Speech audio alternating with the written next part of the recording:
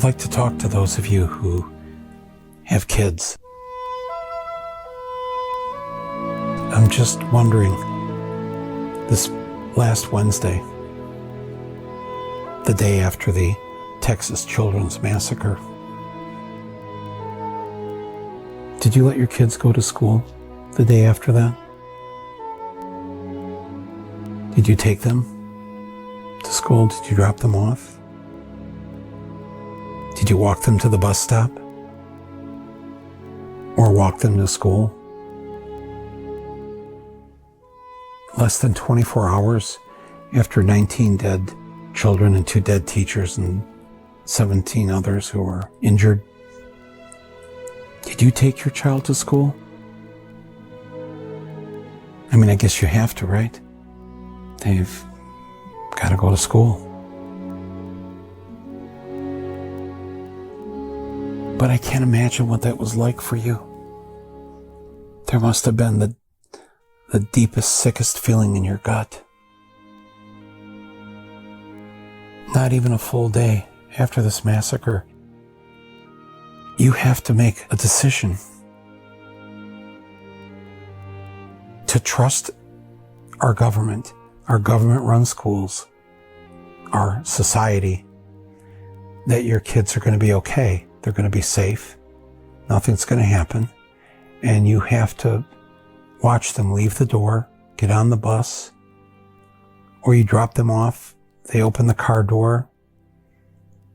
They turn around, wave goodbye, and they walk into the school.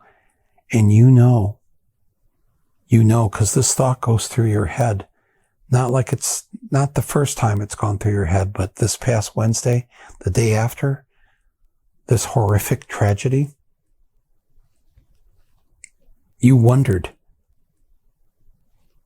is this the last time I'll see her?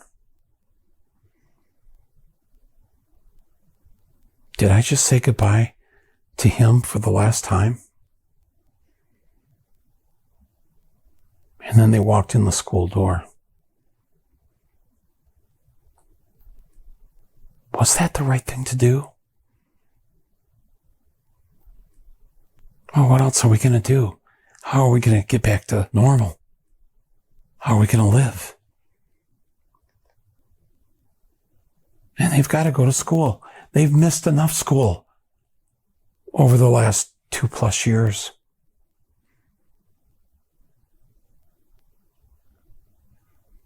Did you take them to school on Thursday? Did it feel a little better? A couple days later, nothing's going to happen. What could happen? Friday? Did they go to school on Friday? Some schools didn't have school on Friday because of the holiday weekend.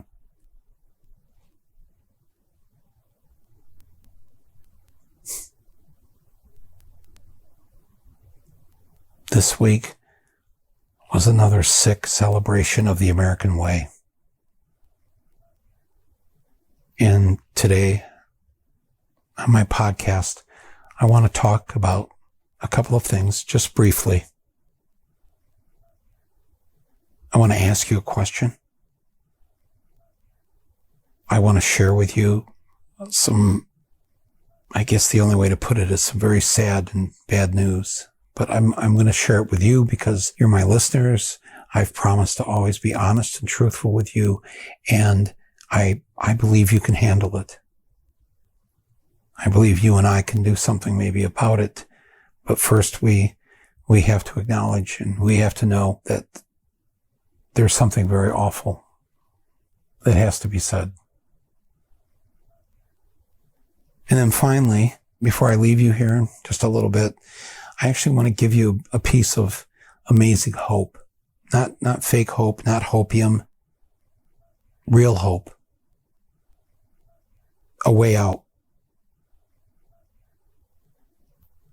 May not succeed, but I think we all know we have to try. I need to thank our underwriters who make this podcast possible so that I can have my voice heard to all of you and around the world. So I'm going to do that here in a second very quickly. But I think before I do that, I just want to ask you that first question. What's your number? What's your number? You know what I mean. What's the number do you think it will take for you or I or the vast American public to rise up and say, that's it. We're putting an end to this right now. Not a month from now, not the midterms, now. How many? What's the number? What's the number of dead children that it will take before we act? There's got to be a number. There's got to be a number that's just so outrageous, so grotesque, where all of a sudden everybody in this country, nearly everybody, will take to the streets, will create such an uproar, non-violently, but such a massive uproar, the likes of which have never been seen in this country or anywhere around the world. And we will not shut up, and we will not leave the streets, and we will not relent until this stops. What's the number? What's the number before we all collectively agree that's it? That's enough. We already know the number isn't 12. That was the number of kids killed at Columbine, 12 plus a teacher, 13 dead there. That 13 wasn't enough. No. 20 killed at Sandy Hook Elementary in Newtown, Connecticut. 20 is not enough. Those kids, also an AR-15 used by the killer, point blank range. Couldn't identify a number of the bodies. Faces were gone. The heads, half the head was gone. Explosive firearm, the AR-15 and the kind of ammunition it uses. If you fire at point blank range, it just blows off, blows away whatever is right in front of it. What would it take? What if you actually saw the crime scene photos? What if the parents had an open casket funeral like Emmett Till's mother did back in 1955 when he was brutally murdered by white supremacists down south? What would it take? How many dead children with their heads and faces blown off? How many would it take before the American people would just say, enough? Enough! No more. This ends now. And we all just stop what we're doing until it's ended. What will it take? What's your number? 100? 100 dead kids? 100 dead kids with their heads and faces blown off? Would that do it? I don't think so. I don't think so.